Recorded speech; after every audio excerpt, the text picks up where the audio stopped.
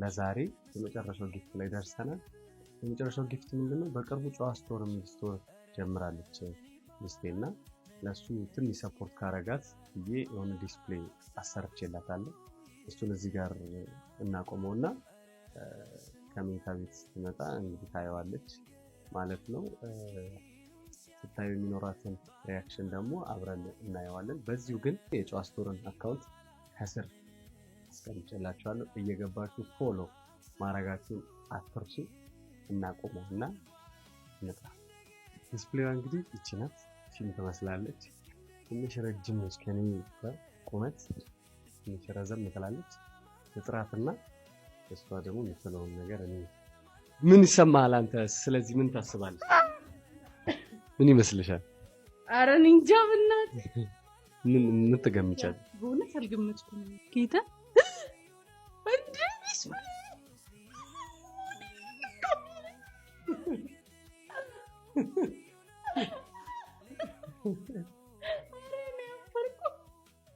ጉጭ አድርጋ ጨዋ ስቶር ቡቲክ ሊሆን ነው መሰለኝ። ውይ እኔ ፍቅር በእግዚአብሔር ገላገልከኝ። እኔ እንደዚህ ከማለት እንዴ ቀሚስ እየነፋ ይችላል።